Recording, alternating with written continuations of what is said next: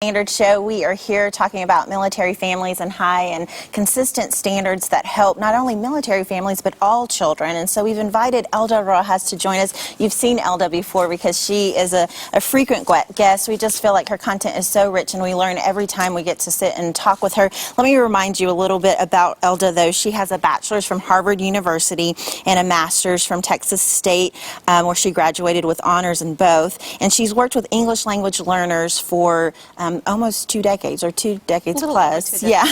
And then you've been awarded some things from the U.S. Department of Education for the initiatives that you've contributed towards that. So I know that you have worked with different districts, but really you have a national perspective as well that we want to talk about. So as you think about tips for children with high and consistent standards, what advice do you have for parents?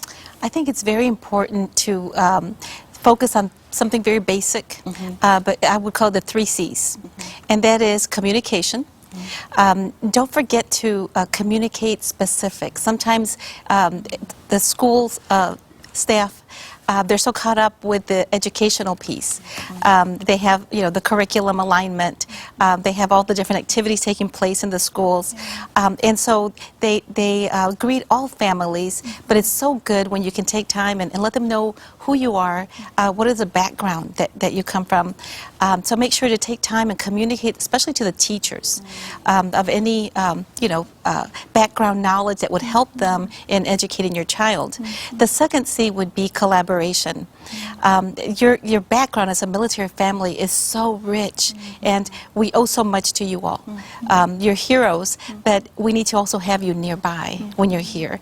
And so to come into the schools and speak to the students, collaborate on parent nights, share the wealth of what you have lived and what you have contributed to this country, so that there could be that connection piece. And the third C would be concerns. As students move around, many times they either have gaps in their education, or they have been in an accelerated program, and so they come to a new school and they feel like they're starting all over, or they may feel out of place, they may feel behind. So share concerns with the teachers so that they can meet the needs of the students, and place them appropriately in the programs of support that are available for students. So 3 C's: communicate, collaborate, and concerns. And then concerns, right? Sharing concerns. It almost, we heard from Christy Ham that students are moving 6 to 9 times from K through 12, and that's so many new sets of friends and new teachers and new interactions and new first impressions. I feel for these students in particular. It's such a ministry opportunity, I feel like, too, for church leaders to come around and ask those questions, maybe, like, what are your concerns, and is there something that we can help communicate to the school and be an additional advocate, it would seem. So when you think about English language learners that are in connection with this topic of military families, where are the connection points there? With ELLs, they have another area of, that compounds on the concerns, and that is that they're processing 2 levels here. They're processing a new language and the new content as well. And so if they're moving into a new location, some school districts have a great emphasis on English language learners. And so they'll have additional programs and resources for them. And some others who are not familiar with that many students, with that type of need, they may not have as many resources. So it's very important, again, for the parents to communicate and not feel intimidated at all, because the school administrators and the teachers, they can best support and help students if they know more about them.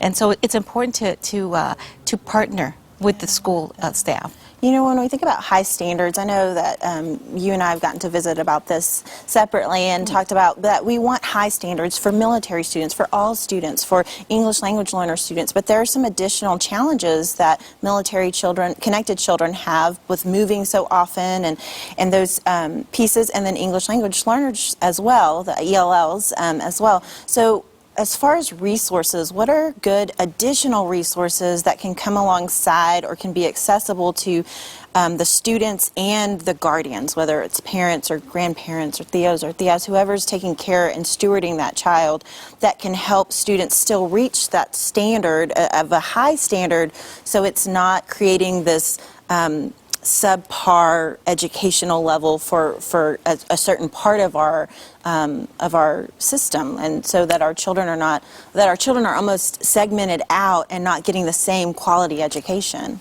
I think there's a great opportunity for faith-based organizations and churches here because they feel that they're safe there as they visit the church family. Yeah. And so I think it's an opportunity to provide those additional supports. We have so many professionals within our churches. If they can provide resources such as translation services, many times students do not turn in paperwork. Parents don't know, they may not understand the lingo. There's a lot of acronyms. You just said ELL. Yeah. Sometimes you hear the terms LEP, the LEP, and they're interchangeable. Those sometimes they're used. The LEP is used for reports. Governmental reports, we use LEP. But for instructional purposes, we'll say ELL, English Language Learner, instead of Limited English Proficient. And so there's so many other examples of terms that can get families caught up and feel a bit lost. And so within the church, if professionals could step in and help with those forms, even to understand a new report card, because as you go from state to state, they may vary, and they have all kinds of coding on there, and to be able to kind of decipher it all, to have a session like that at church would be so helpful. And then also for students who are entering secondary.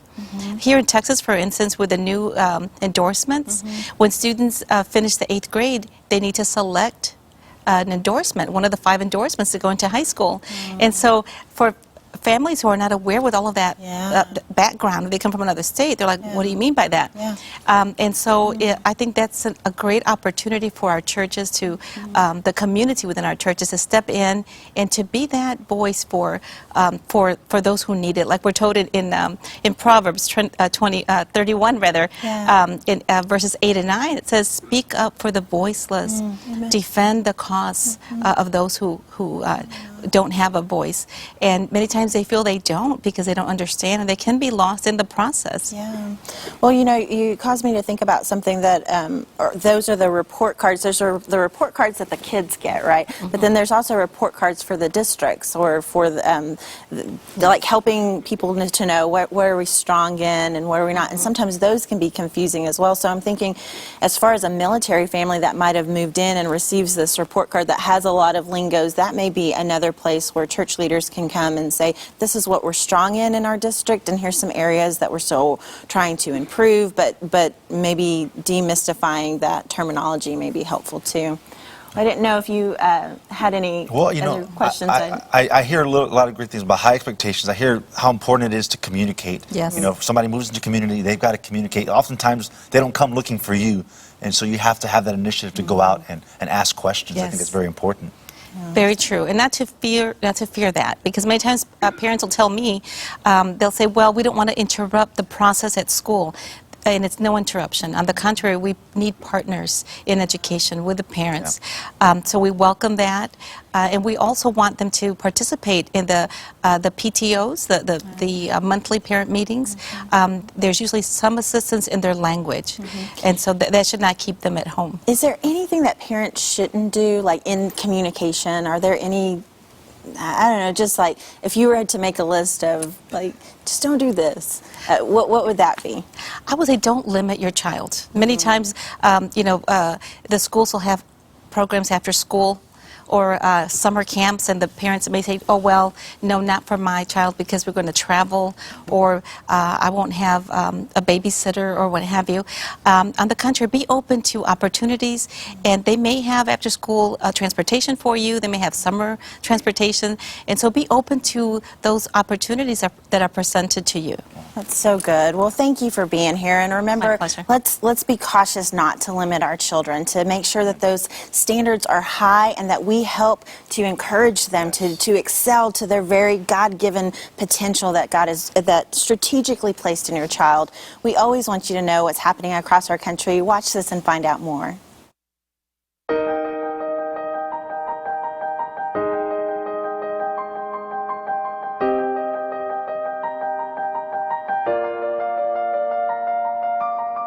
The biggest problem in our educational system today is the lack of equality. We have children in certain areas of our country that receive one degree of education, while children in the urban centers primarily receive another sort of education, one that is diminished and diluted. We have educational inequality. Hi, welcome back. You've been watching Raising the Standards, and we've been talking today about the impact of education equality on military families.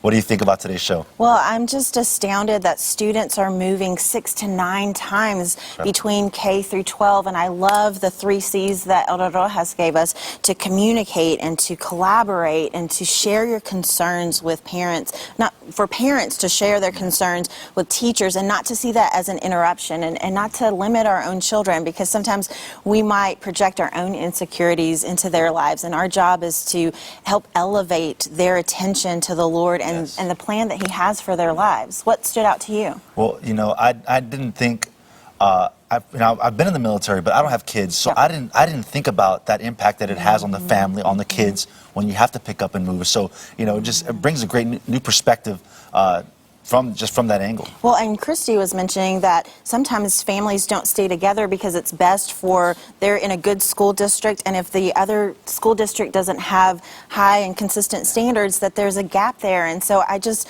would hate to think that families could be together and are not because there are inconsistent standards. I really believe that the church needs to get involved in those conversations and advocate for students that are voiceless at times, and that's what Elda reminded us, that Scripture says, speak up for the voiceless. And so I want to encourage you to think about the voiceless in your life, and we thank you for joining us, and we always want to encourage you to continue equipping the students in your life to love the Lord with all of their mind.